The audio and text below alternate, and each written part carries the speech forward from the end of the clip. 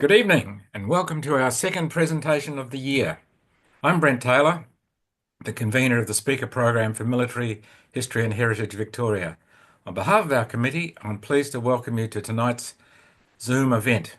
The speaker tonight is Professor Peter Stanley, speaking about the Allonville Disaster and notorious or forgotten. Now, a little bit about Peter. Professor Peter Stanley is one of Australia's leading military historians. He has published 50 books, mostly on Australian military history, but including books on the military history of British India and fictional historical fiction. He was formerly the principal historian at the Australian War Memorial and later research professor at UNSW Canberra. Since he last addressed an MHHV event last November, he's published two books, John Companion Armies on military forces in British India and an historical novel, The Sherrin. Now, a little bit about process. Most of you will know this, but we'll go through it again. Peter will be answering questions at the end of the presentation. You can ask questions in one of two ways. You can post a chat message anytime up to and including question time. Address the question to everybody. When the time comes, I'll read your question using whatever name appears on your computer identity. Or you can wait and put your hand up during question time and I'll invite you to ask your question verbally. Oop, wrong one. Peter's happy for your cameras to be on, but remember that everyone can also see you. Please make sure your microphones are switched off. By now you should be in speaker view and I invite Peter to speak. Good-o, and thank you, Brett. Well, good evening, everyone. Can I acknowledge the original custodians of the land wherever we meet? I'm very pleased to be talking to you today. I've got a lot of time for Toby. Military History and Heritage Victoria. And today, what I'll be doing is telling or touching upon an essentially Victorian story. I'm a bit of a fool here, though, because Jason, Brent, my screen won't move forward, and I don't know why, because it did before. You may need to go back to the actual PowerPoint down the bottom of your screen in the taskbar. Oh, okay. You'll probably see a bunch of options. Although just then, when the try it now. Oh, hang on. There we go. I can do it with my mouse. Good. Yeah, so I'll be talking about the Sherrin tonight. Talking about Allonville tonight. But I'm a bloody fool because, as Brent said, I've produced 3 books in the last 5 months. And what I should be doing is talking about the books that I've produced and getting you to go out and buy them. But like an idiot, I'm talking about a book that I haven't written yet and you can't buy. So I won't waste the opportunity for an advert. There, I hope you can see on the screen, last November, I brought out Beyond the Broken Years, which is basically the first history of Australian military, the writing of Australian military history. Australian military history in 1,000 books. It's gone very well.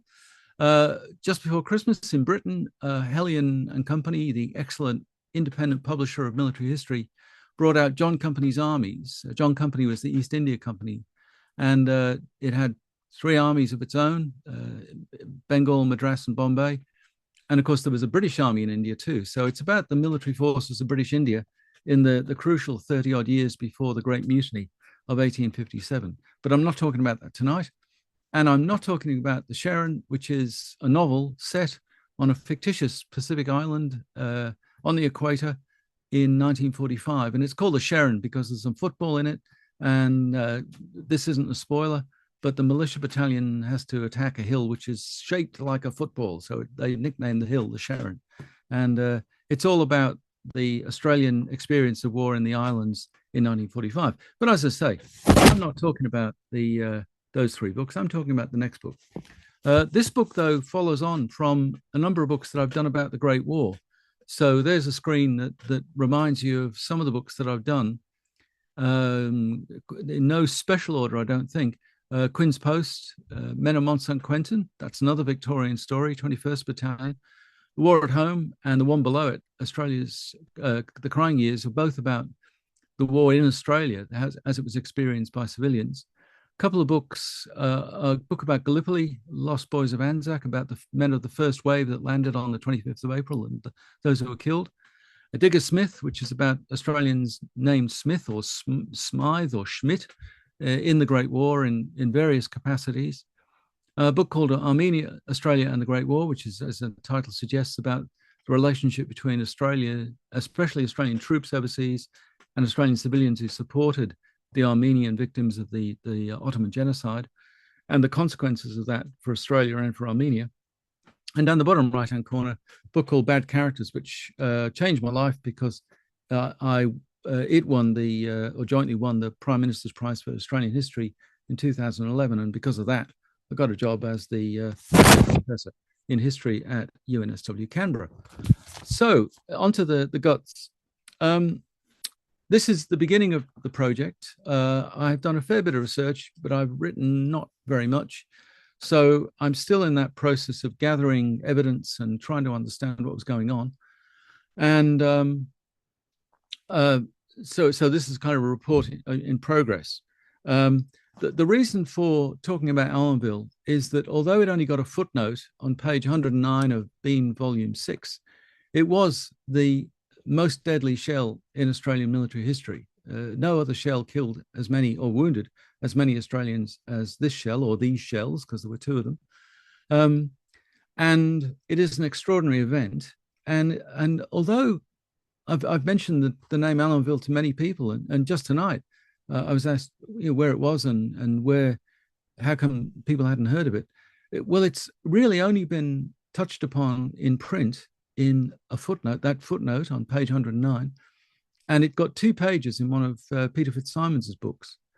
But it really is an extraordinary story. That footnote in Bean is interesting because it tells, I think, well, we'll see. I'll talk in a minute about how it doesn't tell the entire story, but the basic story is that the 14th Battalion was camped around the village of Allonville in the spring of 1918.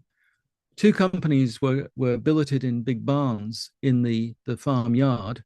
The farm was actually owned by the Hennessy Brandy family. It's all been knocked down now, so it doesn't exist. But they were enormous barns with slate roofs, and that's significant. The Germans, from interrogating Australian prisoners who just blabbed, said that they thought there was a divisional headquarters, the 3rd Division headquarters in the village of Allonville. So the Germans used high velocity shells, long range, 20 odd miles, to shell Allonville, which is about 15 miles behind the front line. And on the night of the 30th and especially the early hours of the 31st, shells began to hit the village, and one of them hit a barn in which A Company of the 14th Battalion were sleeping, and the shell hit the roof. The slate roof and the beams that supported it were destroyed, and they fell on the men below, and it caused mayhem, as I'll talk in a minute. Another shell hit another barn in which men of C Company were sleeping, not as many, and in fact, it just complicates everything because it's very hard to tell A Company men from C Company men. I'll talk a bit more about that later. As I say, it caused mayhem. I'll talk about the casualties in a minute, but one of the stories that Bean tells is that the rescuers and the men from the battalion, of course, descended on the barn, complete darkness, and tried to rescue, retrieve, and succor the wounded. They came across one man whose arm was his shoulder was shattered and his arm was later to be amputated. And this man said he needed a cigarette, and his friends gave him one and went to light it for him. And he said, as you see on the screen there, I'll have to learn to do it with one hand. May as well begin now. So that it's an extraordinary event for all sorts of reasons. Now, that worked. This is a 14th Battalion story. You'll all know the 14th Battalion. It's famously Jacka's Mob. That book by E.J. Rule is a classic of great Australian Great War literature. And you can see that there's Jacka in the middle, of course. That's the book that Edwin Rule wrote about the battalion. Sadly, Jacka left the battalion just before Allonville, which means that there's only one printed source about this. Jacka's Mob is useful to understand the battalion and its experience through the war, Gallipoli, Western Front, but it doesn't deal with Allonville directly. Remember, though, the 14th Battalion was a Victorian battalion. That's why I'm so keen to talk to you. And it's a story that doesn't just relate to 1918, it goes on. And I'll talk a bit about that in a minute too. So this is a Victorian story, and I'm hoping that people who are tuning in tonight or who listen to the recording might be able to get in touch with me with family stories. Let me talk a bit about the sources. The moment I decided, I've forgotten when I decided, because I've known about Allonville for years, but it's only been a name and a footnote. But when I decided in the middle of last year to start working on it, I started, of course, to figure out what the sources were. And there on the left of the screen, you'll see some of the sources that I've either used or I know I have to use. The ones in bold are the ones that are the most useful. So I'll talk a bit about unit roll books in a minute, but as I say there, they're useless, which is a real shame. So is the Battalion War Diary. It's not very useful either. But the B2455 files, which many of you will know, AIF personnel files, absolutely essential for getting a picture of who these men were, where they came from, what happened to them in the war, what happened to them to an extent after the war. The Red Cross inquiry files are quite useful for a dozen or so men. The most important single source for the entire project is the B73 repat files in National Archives. Thank goodness, they're mostly in Melbourne because these were Victorians, and I've used 25 of the 50 odd that I need. And first of all, I'm overwhelmed by the amount of material. But secondly, I know that there's enough here to write a book, not just about 1918, not just about the night of the 31st of May, but about the rest of these men's lives for the rest of their lives. The Great War Forum, the online forum about the First World War, was also absolutely invaluable from the very beginning, because members of the Great War Forum include the descendants of men who were either killed or wounded at Allonville. And many of them have written in and contributed stories and various bits and pieces, which was a terrific kickoff. And I've been in touch with some of them, and I'm going to be back in touch with them again. And I've been very fortunate also to get some family contacts from, through the Great War Forum, but also through people like Ian Shaw, the author of several books on Australian military history, whose great uncle was killed at Allonville. But the most important source, one of the other really important sources for the project, is the Newton Wanliss papers, which are, and I'll talk about them in a minute. Newspapers, I thought, would be one of the crucial sources, because you would have thought that every May there would be in memoriam notices in the Age and the Argus, and there are a bit, but hardly, very much fewer than I expected. I expected Allonville to be a kind of household word in Victoria between the world wars, and it wasn't. By the way, I'm slightly hampered because the pictures of people who are present is obscuring a bit of my screen, so I might have to make stuff up that isn't strictly accurate. But right from the beginning, I realized that there were different versions here. Bean, who we ordinarily take as the Bible, says there were 13 wounded, and I think, is it 59? I can't see it. Killed and wounded in the most costly shell burst in the history of the AIF.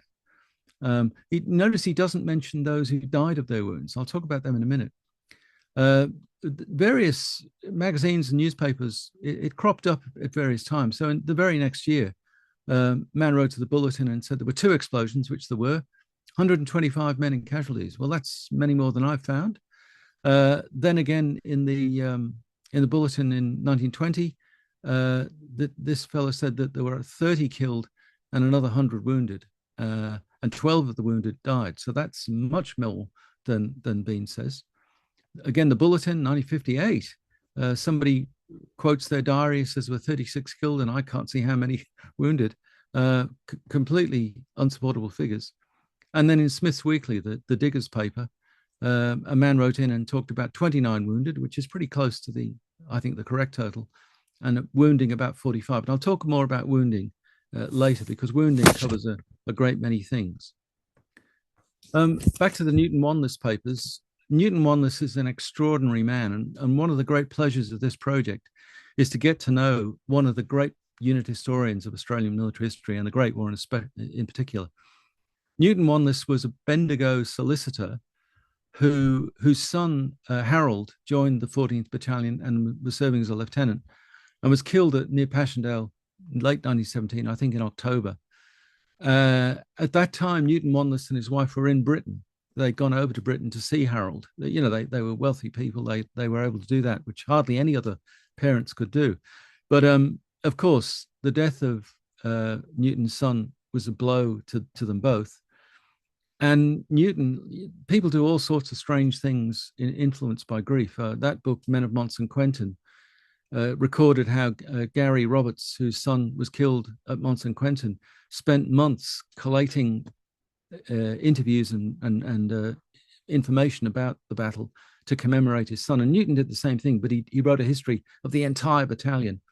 It took him, I think, 10 years. And what you see on the right is when he'd finished it, he wrote an account of how he'd done it. It's wonderful. And part of this book, part of the story the book will tell, will be about the way in which Newton Wanliss went about recording this. And so it would be impossible to have written this book.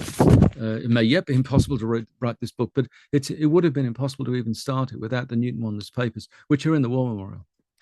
The Newton Wanliss papers are also great because Newton corresponded with many former members of the battalion, and men who had been wounded on that night and who'd been present wrote to him and wrote accounts of what they saw. And I've gone through those papers and I've made about 10,000 words of notes. They're very, very detailed. And they include things like, as you see on the screen, diagrams both of the farm and of the barn. So you see the photograph of the barn there with the digger standing in front of it. And there's a diagram that one of his informants drew so that you can sometimes identify where particular men were sleeping when they were killed or wounded. So the Wanliss papers are brilliant. Let's talk about the dead and the died of wounds. The Bean talks about those who were killed. Many men were simply crushed and died instantly, but at least as many, or there's about 30, and about 13 clearly were so grievously wounded that they died the very same day, or in the case of about 2 or 3, a week or 2 later, mostly from sepsis and shock. But they're mostly buried, even the died of wounds, because the died of wounds died very soon after after dawn on the 31st. They're buried in the communal cemetery at Allonville, and I plan to go there in July or August and have a look at the place to get an idea of, you can see that shield-shaped grave you can see in the picture there. That's many of the men who were buried at Allonville, and I'd love to know where that grave marker is now.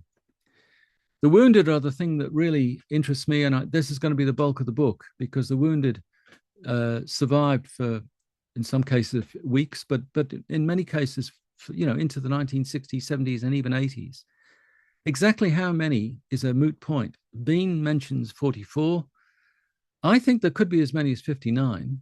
And I realized when I was going through the casualty lists, and I can talk about how the casualty lists were organized,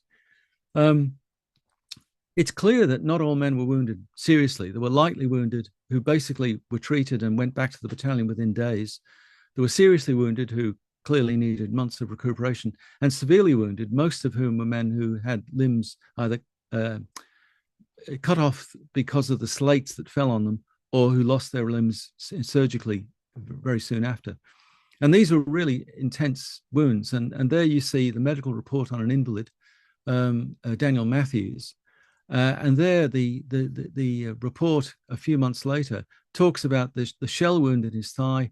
I can't read all of it because of the images there, but large portion of gluteal musculature removed, portions of semi-tendinous thing also moved, wounds left freely open. There were tubes inserted, a large wound in the right buttock gaping. These are really serious. They're often described as shell wounds. They're not shell fragments. These are slates. So these are very serious wounds. And just to give you a flavor of one man's experience. Now, this is a problem for me because I was going to read it out to you, but I can't see about a fifth of the screen on the right-hand side. But I can give you the gist of it, if not word for word. This is by a man called Lance Corporal or Temporary Corporal Joseph Anderton. Really interesting man. And he describes what went on in the hour or so before the explosion, the detonation of the shell, and what happened afterwards. He says, Jack Smith and myself lay down with our heads to the wall. But he said the ground sloped down from the wall. And Smith said, this won't do for me. I can't sleep comfortably with my head lower than my feet. And Jack, Joseph said that. And Jack said, well, I'm too tired to move. So Joseph turned around and fell asleep immediately, wakened by the bursting of high explosive shells high overhead, went to sleep again. That's because they shelled the village before they hit the barns. I don't know what time this was, but he woke up with a feeling that something terrible had happened. He didn't remember hearing the explosion because he was asleep. But when he opened his eyes, he had an impression of being able to see through the roof. And of course he could, because the roof had been blown off, indeed blown down. And he had a very numb, peculiar, hot feeling in my right leg from the knee down. And he seemed to know that the leg was off. He crawled into the yard. Now, in the yard, there was a motor park of lorries, motor wagons, as they said. And he was afraid that the roof would keep falling in on him. So he cried out for help. And one of the motor transport drivers came to me and said, Dig, are you hit? He said, yes. Remember, this is in total darkness. He said, yes, I think I've done my leg. So the man struck a match. Good God, you've got a strip of putty holding your leg on. The driver picked him up in his arms, jumped on a motor wagon, and called on his mate to drive to the dressing station in Allonville. So again, because this is a headquarters area, luckily there's a dressing station literally next door. He held me in his arms, gripping the stump of my leg to stop it bleeding, cheering me up all the way. My heartfelt eternal thanks to him and his cobber. I don't know their names to this very day. And I thought, there's going to be a newspaper story which says, Joseph Anderton's rescue is identified. Can't find it. Al Evans, who slept next to me, was also injured in the legs, and he died in hospital. So he's one of those died of wounds. And Jack Smith, who didn't turn around, was killed. So whatever missile took off my leg got poor Jack in the body or in the head. If he had turned around, he might have been alive today. And how often have we heard stories like that in war? So you can see this is a very dramatic episode in these men's lives. As I mentioned, the B2455 series of files, the National Archives AIF personnel files, are really detailed, as you'll surely know. There's Joseph Anderton's AIF file. On the left, you can see that's basically his military service. When he goes out, gets sick, transferred, moves to various places, goes to hospital with scabies, has impetigo and myalgia. He gets a bit sick. On the right there is the personnel file that deals basically with April, May 1918 and onwards. And what's happened to poor old Joseph Anderton is, as he's just said, his leg was basically sliced off, and he's admitted to hospital. The wound is tidied up. Interestingly, Joseph Anderton also goes off and gets VD while he's convalescent in Britain. So it's pretty. We've got enormous amounts of evidence about this. There's all sorts of things I could say, but I'm restraining myself because these things will surely come up in conversation. Notice though that the file stops on the 21st of August 1919 when he's discharged, and that's when we've got to pick up the repat file. Just to start a brief coverage of the repat files, because I say I've looked through 25 of them. Many of them are literally inches thick. Some of them are quite short. Joseph Anderton's is quite short because although he lost a leg, he died of tuberculosis in about 1930. So most of his file deals with the repairs and the replacements of his artificial limb, and literally that's all there is. But some of the repat files are really detailed. So one of them, here's one for a fellow called Adrian Chaster. And Adrian Chaster was also wounded in the leg. And there you can see the radiographer has drawn a diagram of the way his bones were crushed. So you get real clinical detail, and the extent to which I either understand clinical detail or want to pass that on through the book, I still have to think about that. I'm not cherry about it. I wrote a book about surgery. So surgery doesn't bother me, blood doesn't bother me. But I'm thinking about the degree of detail that is necessary, or how much the author wants. The repat files include repat, medical, and hospital files. And the medical and hospital ones are the most easily accessible and the most informative in many ways. You can see there, though, that the inside the cover of most of these hospital files, it says on the left, entitlement due to war service. And you see this man, who's that? Henry Burns. He's got a gunshot wound in the left thigh. It's not a gunshot wound at all, but a lot of the repat file doctors record it as gunshot wounds. I can't quite work that out. He was gassed, so he's got some pulmonary problems, and he's got abdominal trouble, possibly from the food. But you see on the right-hand side, there's another 4 or 5, maybe 6 conditions which are not due to war service. So these men's medical files are very complex. But you can't just say, everything this man suffered for the next 60 years, and see, this is dated 1960, next 50 years, was due to his war service. Even the depressive state that they found him in 1972, they didn't think was due to his war service. So unteasing what Allonville did to these men and what happened to these men through, if you like, ordinary life is going to be one of the challenges of writing this.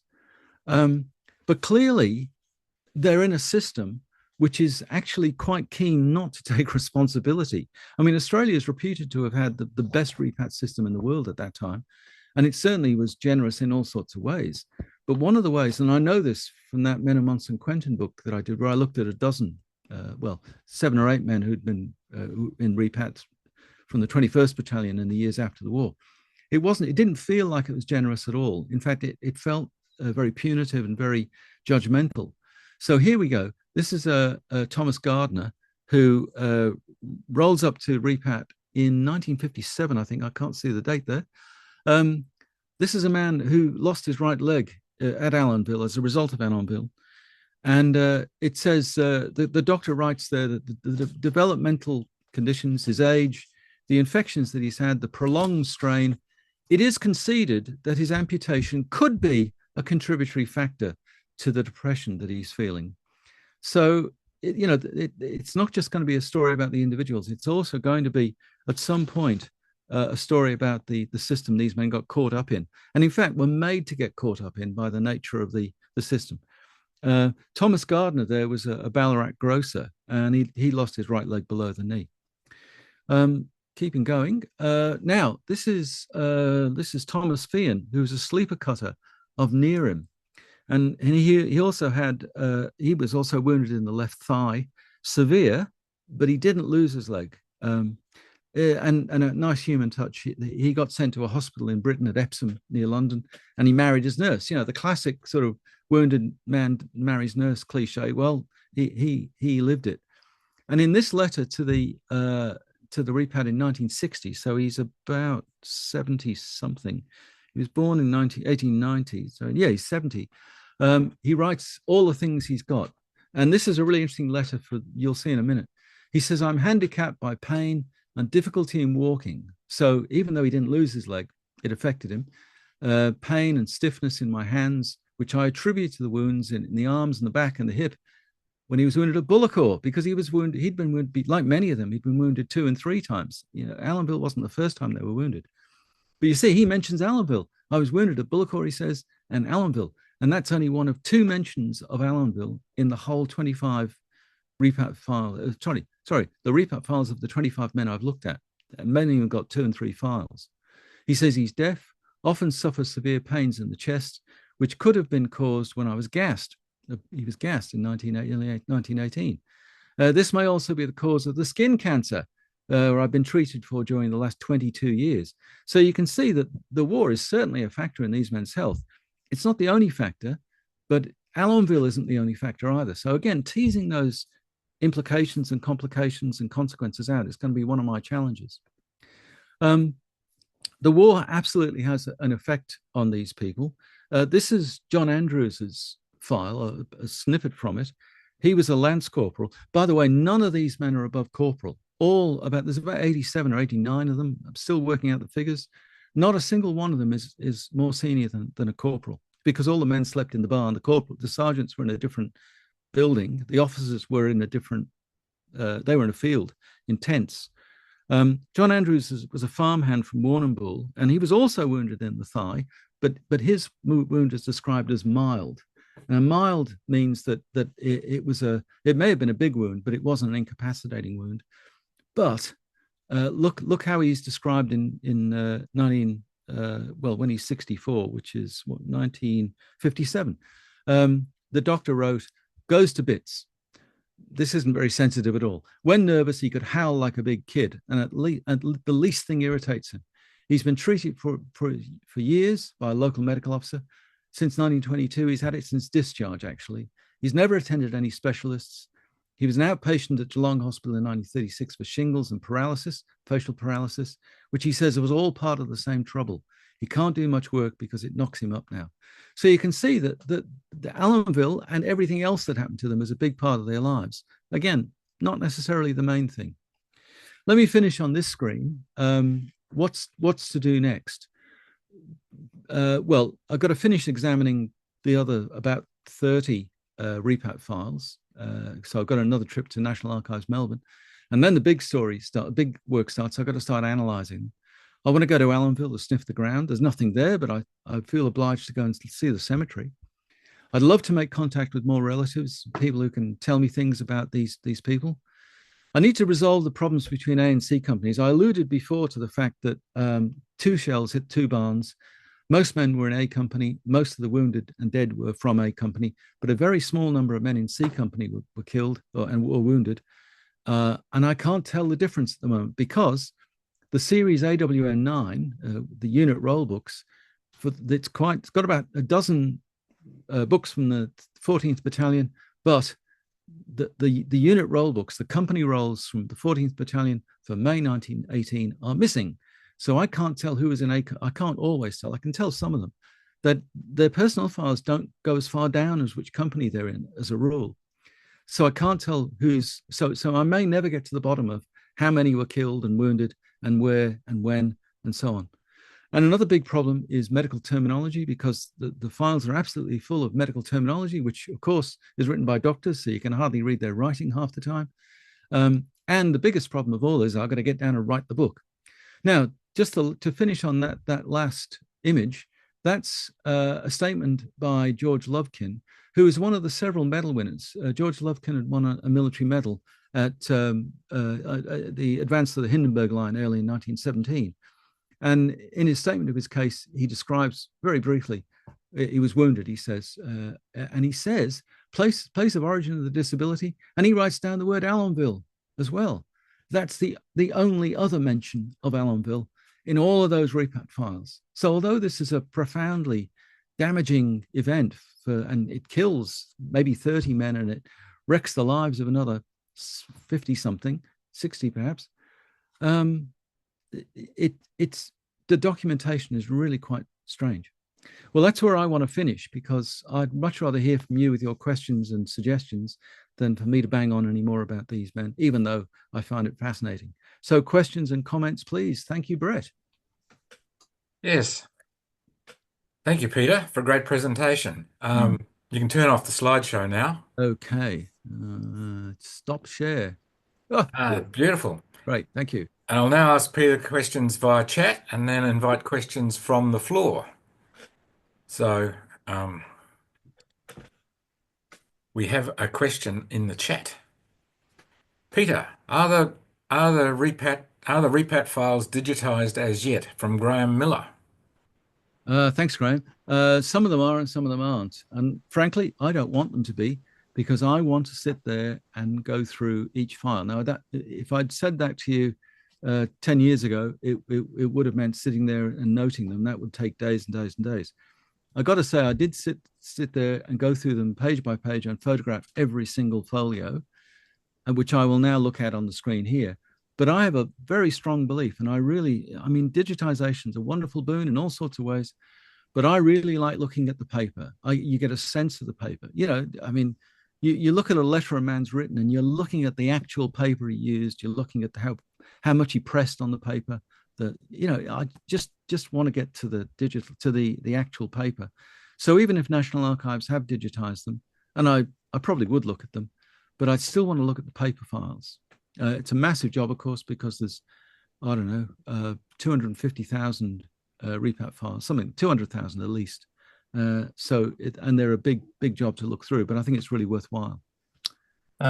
Brent, can I, as an ancillary sort of follow-up question to that, um, Peter, the slide you had of the medical report on an invalid, was that in the repat file or in his personal file? I can't remember, but many of them are in both. And many of the service record summaries are also the first folio of the repat file. So there's kind of an overlap because Right. the repat at the end of you'll know this, at the end of the AIF B2455 files, you often see a sheet that says sent to repat, and there's a series of file form numbers, file A56, and some poor repat files clerk has had to either extract the paper or copy it out or, I don't know, reproduce it somehow. And he sends it to the repat department from Central Army Records, and they put that on the guy's repat file. So you often get it in both places. And so there is an overlap, but sometimes you don't get a document where you expect to find it on the service file, but it shows up in the repat file. And the repat files, because they go for decades, sometimes they are looking at the screen, 3-4 inches thick. And sometimes they've got a couple of parts that thick. So they're enormous. But I think you've got to look at both sets of records. Yeah. Thank you. Oh. If I may ask a question, Peter, well, first of all, what you're talking about with the records still applies because every soldier has a series of records and they're duplicates, and that's still happening. But I was wondering if, when you were talking about how many of them have multiple injuries from various different locations, if that's why the official documents sort of afterwards just sort of mention the injuries, but don't necessarily mention Allonville, because it's more likely that Allonville is not the singular event in their life. Yes, that's a really good point, Jason. I also think that I don't want to be unkind to the medicos here but they're central to the whole process. The medicos don't really care. They don't really care where the injury was or the wound was inflicted. They're looking at the man in front of them and the story he's telling and the story that his body is telling. And I think I've got this is only an intuition. I've got a strong feeling that the repat medicos very quickly learned that you didn't ask a bloke, so how did you get this, Jack? Because if you're not careful, Jack will start telling you and you'll never get to the end of it. And I've got a feeling that I know that they're much more brisk and businesslike. Now, there's an unpleasant side to this, because one reason why some of those repat files are so thick is because the system encouraged men to appeal.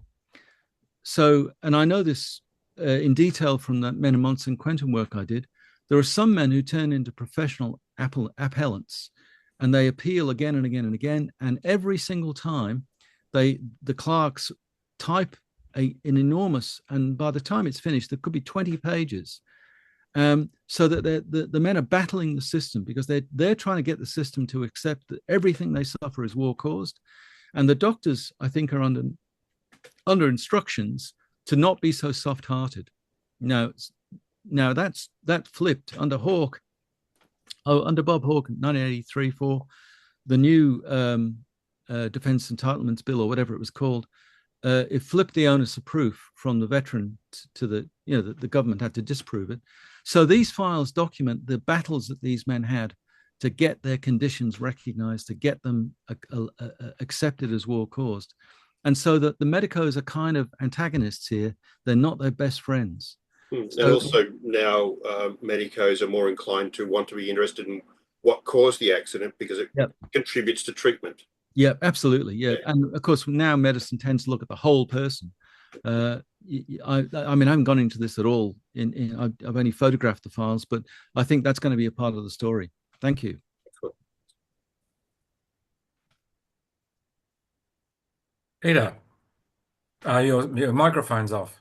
Oh, have I turned it off? No, the other Peter. Peter Edwards. Oh, the other Peter. Right. Peter Edwards. Right. There we go. Can you hear me? Is that right? Hello, Peter. Good to see Peter. you. How are you? Right. Peter, yeah, thanks very much for that. And arising from those, or taking one step, a sidestep really from what we've just been discussing, the comment on nerves as it was expressed there, having spent a fair bit of time looking at the comparable records and dealing with the post-Vietnam era. The whole notion of PTSD, of course, was quite unknown, and there's references often misleading to shell shock. Yep.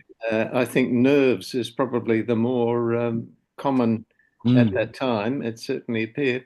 Do you think you will be reflecting on that from those medical records on what would today be known as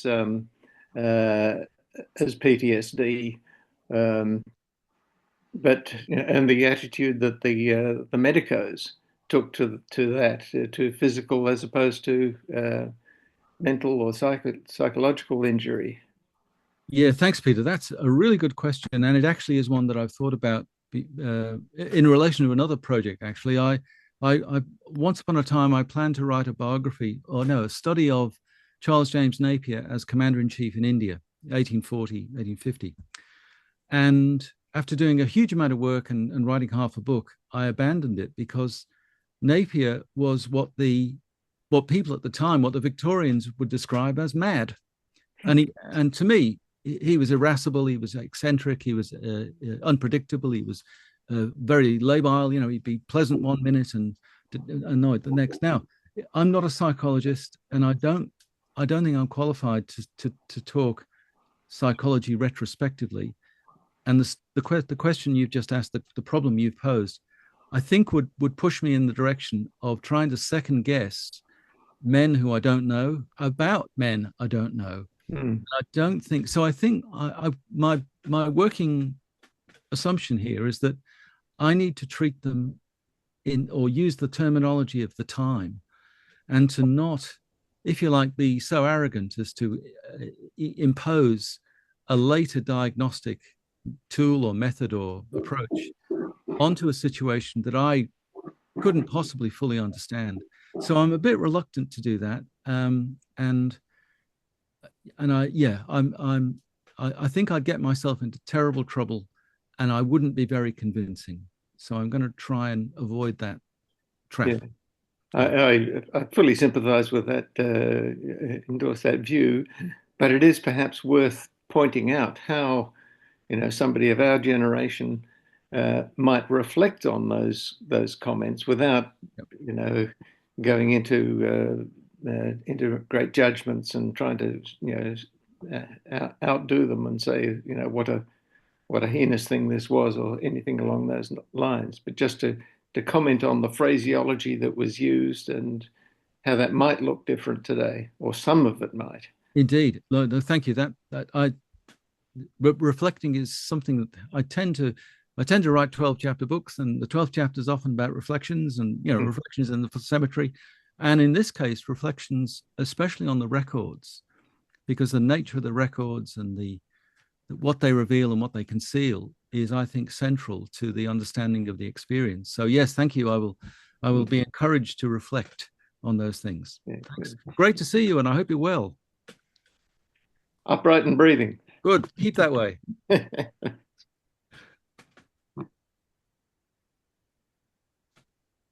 Any other questions? If I can, just one more. Yes, go ahead. Peter, what attracted you to this story? How did you sort of find out about it or realise that it happened? Well, that footnote in Bean, I'd like to think that I know Bean reasonably well, having dipped into it many, many times over the years. And I'd noticed the Allonville disaster, I think he calls it. In other places, it's known as the Allonville tragedy, and it was both, of course. And it's one of those things that I salted away at the back of my mind. Now, the irony here is that I mentioned that John Company's Army book, which I published, which was the result of 5 years' work. It's the 5th book that I'd done on the British armies in India, the British Indian military history. So I thought I'd said goodbye to Australian military history. And in fact, a couple of years ago, 3 or 4 years ago, when I was slimming my office at the UNSW Canberra, I actually sold off almost all of my Australian military history books because I said to my wife, I don't think I'm going to need these anymore. And she said, of course you will. She was right. I do. And so I'm now finding or acquiring or borrowing the books that I need. So I'd known about Allonville for a long time. I didn't think that I was going to need any of that. The immediate reason for picking up on Allonville is that in the middle of last year, I contacted Big Sky, Denny and Eve, publisher at Big Sky, to get him to publish the book, The Sharon, that novel that's just come out, that's well worth buying. And I said to Danny, look, basically, I'll do you a deal. If you publish my novel, I'll write you 3 books. And Danny thought that was a pretty good deal. I think it was. So, and the first of the extra books, the books, the contra deal, is Allonville. And I realized as soon as I said I'd write other books, I thought, what do I want to write in Australian military history? And Allonville came straight to me just like that. So it's been, everyone says, oh, Bean, well, volume 1 of the Bean was published 103 years ago. Well, surely this book's outdated. No, I don't think so. I think there's a lot in Bean which stimulates and which gives us framework and a springboard. And that's basically why Allonville struck me as being, oh, no, there's another reason. For a long time, I've believed that the repat files, since I did Men of Mons and Quentin, which was published in 2009, I believe that the next big wave in Australian military history should be looking at the effects of war and using things like the repat files. And I realized that having done it for Men of Mons and Quentin on a very small scale, because there were only 12 men in that platoon who went over the top on the 1st of September 1918. There were only, I think, 9 men left. And so the repat, the problem was only 9 men strong. Well, this one is 50-something repat files. So I thought I want another go at seeing the effects of a moment, in fact, on the Western Front. And Allonville immediately came to mind. Good question. Thank you. Thank you. Yeah. Another one.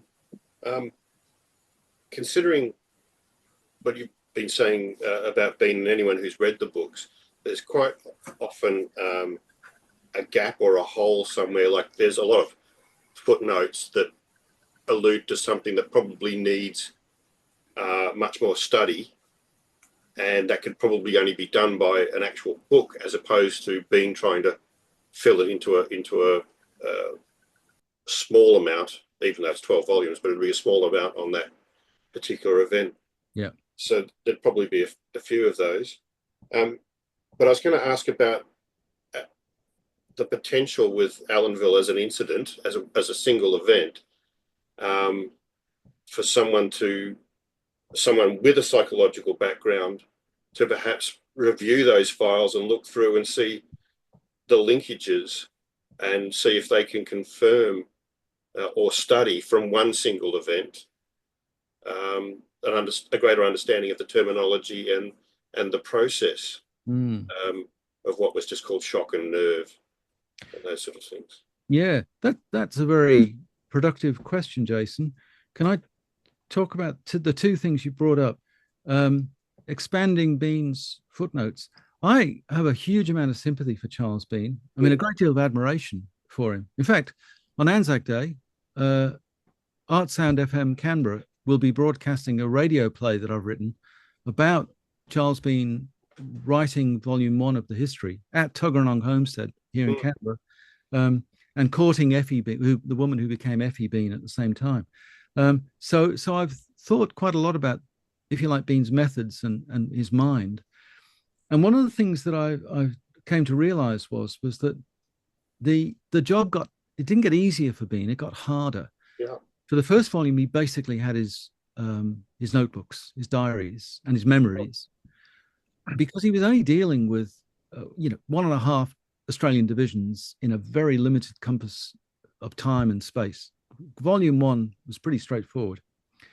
By the time he gets to volume 6, which deals with the culmination of the Western Front, he's dealing with an army, as you all know, of 5 infantry divisions, which is fighting as part of an enormous British Empire and Allied army, and which the sources, because of the direction and the encouragement and the urging of Johnny Trelaw, every unit's turning in massive war diaries, which even though Bean gets his staff to précis, you know, to fill it and to summarize, he's still got enormous amounts of documentation to wade through to understand what's going on. And by the time he gets to the 1918 volume, which is the late 1930s, he's been at it now for nearly 20 years. He's exhausted. And I think he's flagging.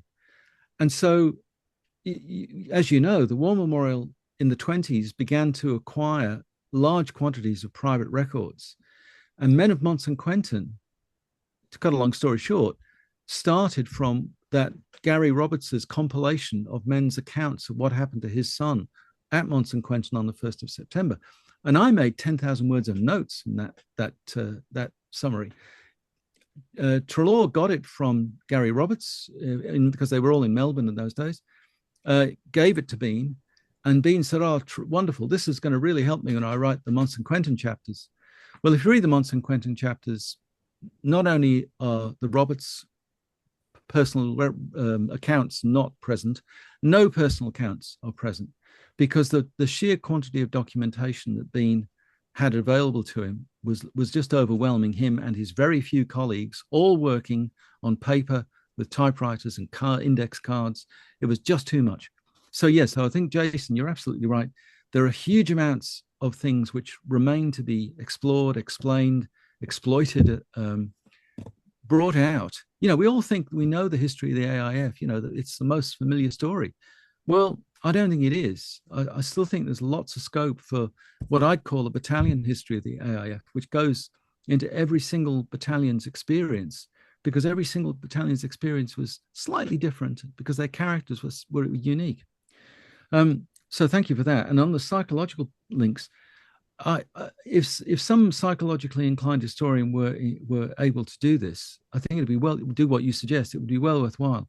But I wouldn't suggest that they stick with, if you like, one incident, because being hit by a shell, you know, being wounded by a shell when you're asleep is one type of insult that the war inflicts. But there are many others. You know, there's the experience of being shot by any number of projectiles, different kinds of projectiles, after different periods of service, having served in different ranks. There's so many variables that it would require, I think, a sort of synoptic examination of the variety of experiences and the variety of responses and the variety of treatments that were imposed over a variety of decades for somebody to come to grips with that. And that's, I think, one reason why we still sound very glib when we talk about shell shock, PTSD, nerves, combat fatigue, combat exhaustion, you know, all the different terms that are applied. I still don't think we've really got to grips with it, because no historian who's tackled it, I think I'm right in saying this, has the medical, psychological, and military historical knowledge and access to the records and the leisure and the impulse to do that. So I think that just underlines the point that there's still an awful lot to be said about the Great War, the AIF in particular. Thank you. Great question. David's got a question. Oh, all right. Thanks, Jason. Peter, you've told us that Big Sky will be the publisher. Yep. When do you hope to have it published? Well, I think Denny Neve would hope to have it published probably this time next year. Denny Neve is dreaming, because there's no way, and I told him, I said this, I won't be able to get to Melbourne to do the second half of the Repat files until probably, you know, October this year. So I don't think it's going to be written much before the end of 2026, which means Big Sky produce books very, very quickly. And I know this because they're bringing out a reprint of my 1997 book, Tarakan, which is now called Obo 1. And I only gave them the manuscript about November, and it's coming out the next month. So they produce books very quickly, but it means that it seriously won't be out until 2027. I might try and delay it until 2028, and then it'll be out on the 110th anniversary of the Allonville disaster. But for God's sake, don't write to him and say, that sounds like a great book. Get Peter to deliver the manuscript really quickly, because it's not going to happen. So it's going to be done properly. Thanks, though. Are there any more questions? Yeah, it's Philip Power here. Just one question. Photos. Have you been able to get much photographic evidence? There's one photo there with the digger in front, but any other photography type of evidence? Yeah. Thanks, Philip. Well spotted. And the short answer is no. You'd think that an event like this would be photographed. I can't find any. I have to say I haven't looked into the excellent collection in the State Library of Victoria, which is tremendous. You probably know this, but they've got it's probably not as big as the War Memorials, but it's very well indexed. It's very extensive and it's very easy to use. So there may be stuff in Britain, but I think it happened in the middle of the night. The battalion had to march. It was due to march off at about 4:30 the next morning, and of course, 2-3 hours before that, they got hit by these shells. So, first of all, it happened in darkness. Secondly, they were so busy retrieving the wounded and burying the dead and so on and cleaning up the yard that nobody had a chance to pull out the camera. And they were gone by 10 o'clock. The men of A Company stayed behind to clean up and bury their men, but the other 3 companies in the headquarters just marched back to the line, and they were in the trenches that night. Wow. So I don't think anybody's photographed. What I would like though is photographs of many of the men involved, and I haven't had any luck with that. But I haven't really seriously looked for them yet because I don't know which stories I'm focusing on. Although I do know men like Joseph Anderton, the man who lost his leg, got VD in hospital, ran a florist's. He ran limbless men's florist in Melbourne, and then died early, as many of them did. We're not too far from Villancourt, so I just wonder if any of the photos of the lost photos of Villancourt may have some of them may be there. That is a very good suggestion, Philip. Yeah, I have to say I haven't looked into that. Yeah, who knows? Yeah, thank you. I knew there was a good reason to do this talk, and that's one of them. And so that was the other thing. So the men went straight. The 14th Battalion went straight. I'm trying to think. 31st of May, 1918. Yep. So we're not too far away from the 4th of July action, are we? But no, that's right. So really wasn't any major action at that time. Would I be right? So they were just... No, it was that lull between the defeat of the Great German Offensive and the beginning of the Great British Offensive. Yeah. And they were literally, holding the line. So ironically, they were in greater danger of mass death while they were resting in billets than in the front line. Yeah. I suppose is there evidence of other type of? I mean, the other one I always recall of the shell was the one which was in Bapung. The town hall. The men were killed at the town hall. I've been there, and there's a plaque there, and I can't remember how many names, but there's like 20 odd names there or something. I recall. Yeah, that's a booby trap. IED, isn't it? It was right. It's a booby trap. Yeah. There is a shell at Pozier which is supposed to have killed a dozen, or maybe not a dozen. I've forgotten the number, but there are other sort of notorious shells. But if Bean says this is the most costly, I'm taking his word for it. Fair enough. Thank you. Any more questions? All right. Well, thank you very much, Peter. That was tremendous. And in the next couple of days, we'll be sending out some information about your books. And I don't know how Jason's going to do it with all those books that you've got, but he'll find a way. Good. Well, there's only 3 in print at the moment, so they're the 3 to focus on. Okay. We've got several other bits of business for the audience, so feel free to leave, feel free to stay. And I'll talk about what we're doing next in terms of... Before you do, Brent, can I just say thank you to everybody who's attended tonight, and especially those who've asked questions. It's always worth doing, and I'm very, very grateful to you. So thanks to MHHV. Thank you. Pleasure. Thanks for coming. So we've got the Menace at Home, Australia Under Attack, 1939 to 45, a one-day conference on Saturday, May the 10th of May. So there's information there, and more information will be coming out as we go along. Excellent speakers as always, and a very modest price. So, including Ian Shaw, who Peter mentioned. okay. Yeah. Good. And the next speaker program will be Under the Same Moon, an Australian battalion at war and a family at home. So it's dealing with both fronts. And that's the next speaker program on the 25th of June, same time. And that's it, really, from us. Brings this evening session to a close. Thanks to Peter. Thanks also to Jason, who keeps everything going behind the scenes. And thanks for joining us. Hope you come again. Thank you. Good.